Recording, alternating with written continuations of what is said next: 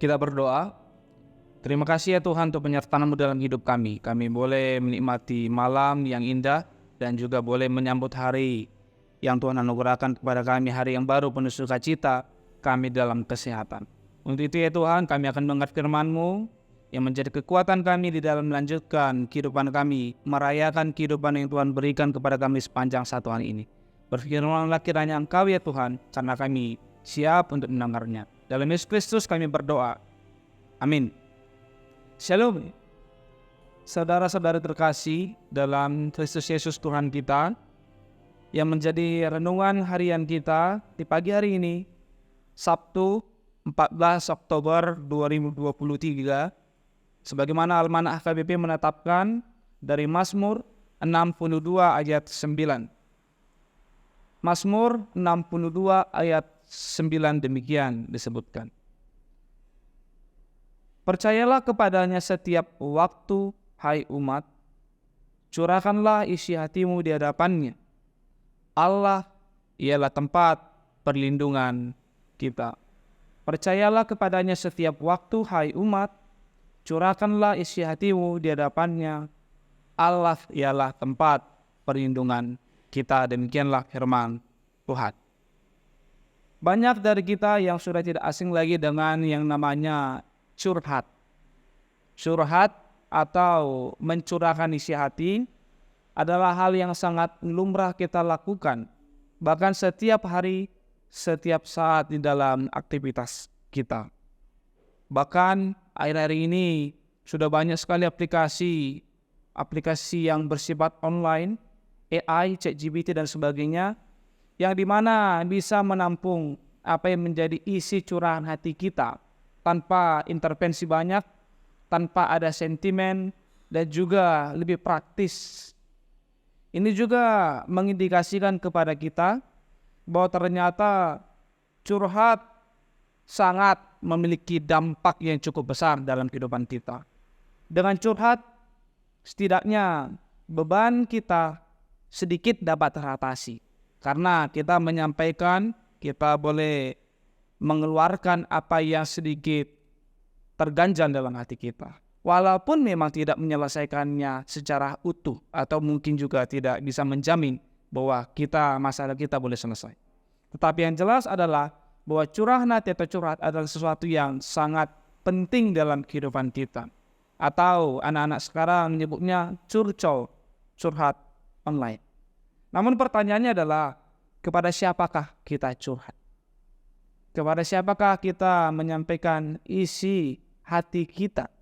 Kepada siapakah kita berbicara jujur atau deep talk istilahnya tentang kehidupan kita, tentang masalah kita? Curhat adalah tanda percaya. Tidak mungkin kita curhat kepada orang yang tidak kita percayai. Itu sebabnya ketika kita boleh mendengar curhatan orang lain, berarti kita diberi kepercayaan. Demikian juga kita. Kalau kita mau menyampaikan apa yang ada dalam hati kita, pasti kita tahu dulu, kita mengenal dulu siapa orangnya. Namun saat ini banyak orang yang sukar dipercayai. Banyak orang yang enggan untuk dipercayai, takut curhat. Karena apa? Mungkin yang pertama, infonya bocor, infonya beredar. Dia curhat kepada satu orang, tetapi satu lingkungan, satu kampus, satu kelas tahu dan sebagainya. Ada juga yang justru orang memakai curhatan kita itu, yang tanda petik mungkin kita mengeluarkan unek-unek kelemahan kita, dan itu dipakai senjata untuk menusuk kita dari belakang, atau mungkin membicarakan kita. Ada juga orang enggan untuk curhat karena takut dianggap lemah, takut kelemahannya diketahui oleh banyak orang. Dan juga ada realita yang lain, bahwa kita sering salah tempat curhat. Ini juga adalah fenomena yang sering terjadi dalam kehidupan kita, dalam kehidupan percurhatan kita. Bagaimana kita berhadapan dengan situasi yang takut curhat dan juga tidak tahu kepada siapa kita sebaiknya curhat.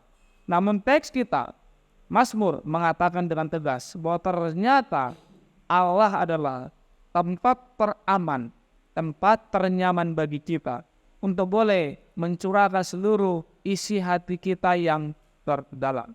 Pemazmur mengatakan percayalah kepadanya setiap waktu.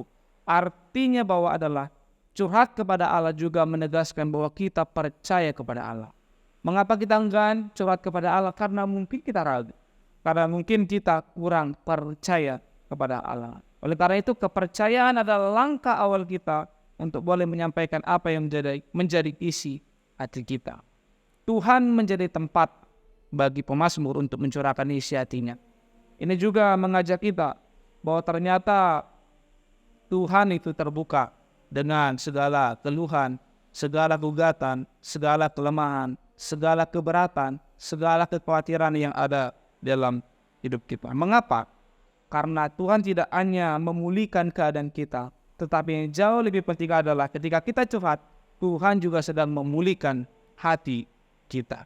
Sebagaimana Yesaya 59 ayat 1 berkata, tangan Tuhan tidak kurang panjang untuk menyelamatkan, dan telinganya tidak kurang tajam untuk mendengar.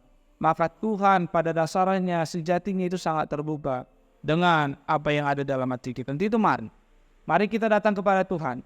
Mari kita fokus, kita percaya kepada Tuhan dan menyampaikan seluruh isi hati kita. Sebagaimana marilah kepadaku semua yang letih lesu dan berbeban berat.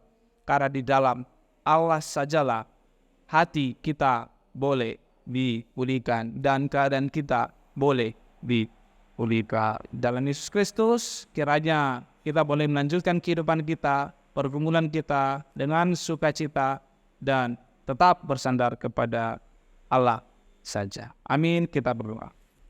Terima kasih Tuhan untuk firman-Mu yang boleh mengajak kami agar kami boleh jujur dengan hati kami, jujur dengan diri kami, dan secara khusus jujur kepada Tuhan yang mengetahui isi hati kami yang terdalam sekalipun kami tidak menyampaikannya. Untuk itu ya Tuhan, biarlah kami boleh belajar untuk semakin percaya kepada-Mu, dan kami boleh belajar untuk boleh menyampaikan curahan hati kami hanya kepada-Mu saja. Karena di dalam-Mu kami boleh menemukan keamanan, kenyamanan yang sesungguhnya, di mana hati kami boleh dipulihkan dan keadaan kami juga boleh dipulihkan.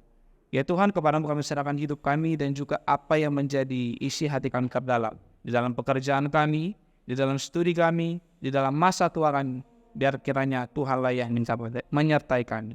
Dalam Yesus Kristus kami berdoa dan mengucap syukur. Amin.